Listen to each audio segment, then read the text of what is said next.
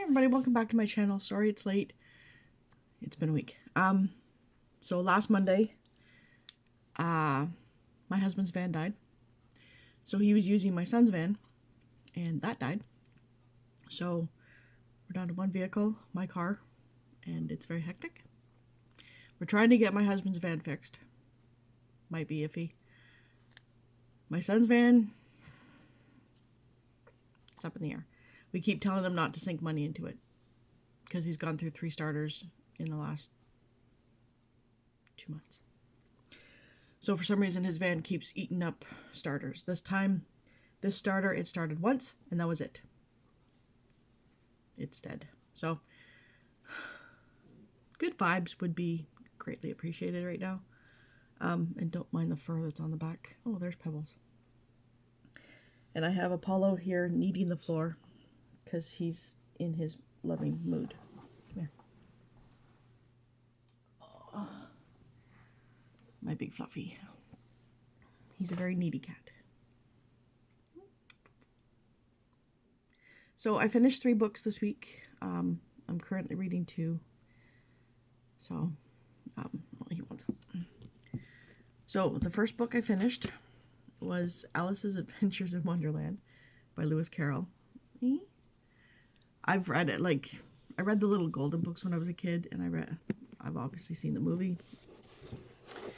I gave this a 4, just for nostalgia's sake. I think everybody knows what it is. Girl falls down a well, or goes down a rabbit hole following a rabbit, and,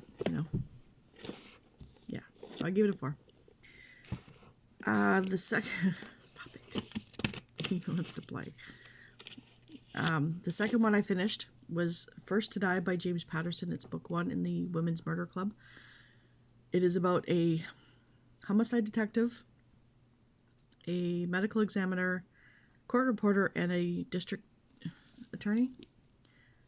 I think she's assistant district attorney, who all make this group to try and do things outside of the man's world, essentially. And so this one is a case about a man who you pretty much know from the start who it is, but he's going around murdering recently, the day of or the day after people get married. And he's usually more vicious with the females. So, yeah, I gave this a 5. I loved it. It's not perfect. No book is perfect. But it was just the little twists and turns that were in it, and the writing and the characters. I loved it. So, yeah, 5 stars. And the last one I finished is Family of Liars by E. Lockhart. This is a prequel, but it's not. It does give some spoilers to what happens in the first book, but not to the extent of where you know everything. It's just kind of mentioned. But this is about the parents of the kids that are in that book. And I ended up giving it a 2. I don't really feel anything for the characters. And when they're rich, entitled people getting away with what they want to do and not having any consequences, I have no sympathy for. I don't care. A lot of nasty stuff happens. But again, rich, entitled people who think they can get away with everything and have no consequences. So it's a 2. I don't want to get too much into it because, yeah. So the 2 books I'm starting now, and I'm on a time crunch, so that's why it's fast. Is The Darkest Minds by Alexandra Bracken. It's dystopian, about anybody between the ages of 8 and 14, but usually once they hit 10,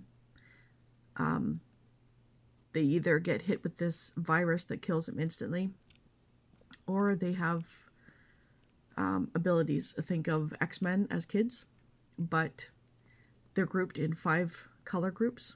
There's blues, greens, yellows, oranges, and reds. The reds being the worst. The oranges the next down, and then the yellows. Yellows can control electricity. Oranges can get into your minds.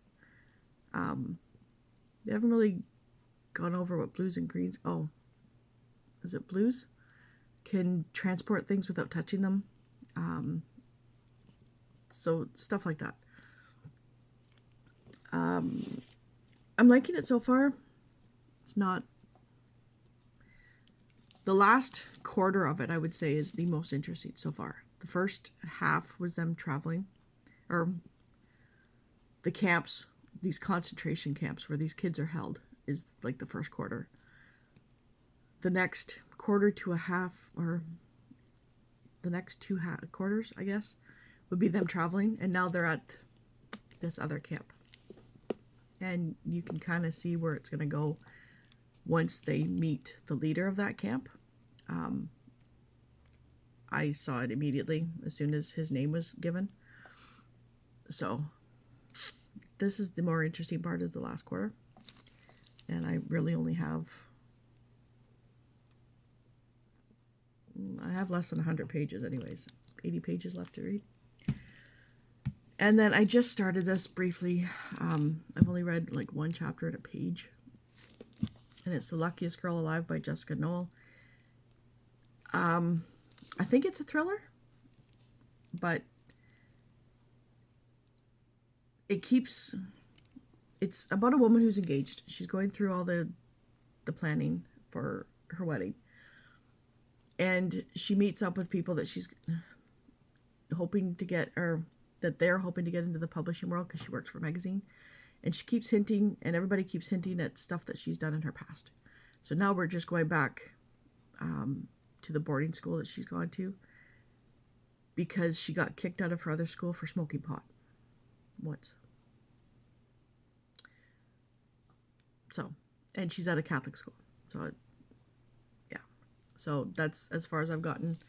I don't really know. I know she's got secrets, but I don't know what else the book would be about. So those are the two I'm reading. I was hoping to get to this week as well, because it's due at the library actually a couple of days ago. But since there's no holds on these, I can all renew them. And that's An Ember in the Ashes by Sabaa Tahir, and I know it's a fantasy. And empires, and yeah. It's for challenges. And the other two that I'm hoping to get to, this one I have to, because it's on hold by other people, and I had to wait a long time to get it. And it's Never Never by Colleen Hoover and Tarryn Fisher. I've never read any Tarryn Fisher, but I have read Colleen Hoover, and I know she's either lover or hater.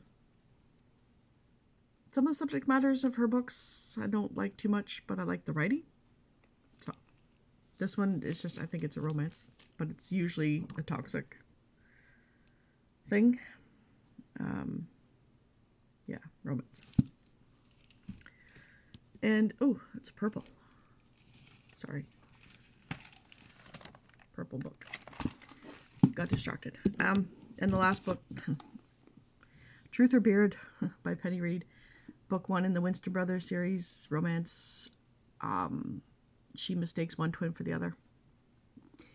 The one she thought she wanted is not the one that,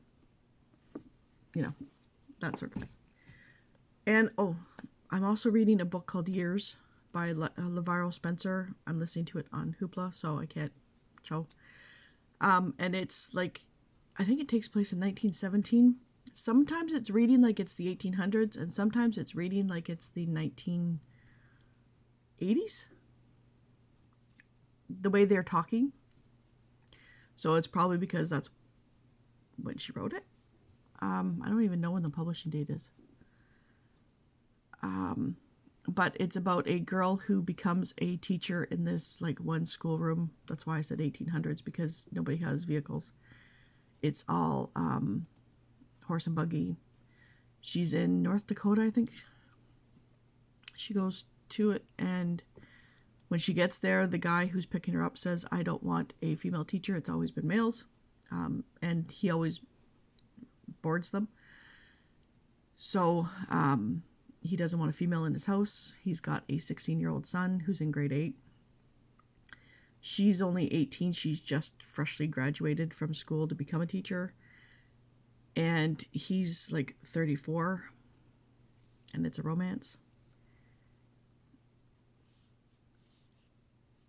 Yeah, they have feelings for each other. And some of the students, because they're 16, 17 to 20, like her. It's kind of cringy. So, yeah, it was 1917. This was printed in 1986, so I was right. Oh. Yeah, so it's just like a romance saga, living on the prairies, thrashing wheat. So that's about what that is about. That. I'm tired, guys. So that has been my week. Hopefully things get better this week. We're crossing our fingers that my husband's van can get fixed this week. Or this weekend, anyways. So I hope everybody has a wonderful week. Let me know if you've read these, what you thought of them. Don't forget to hit the like, comment, and subscribe. And I will talk to you probably Monday. But this is the first and only chance I get to do this video for this week. So sorry about that. Anyways, have a good week, and I will talk to you later. Bye.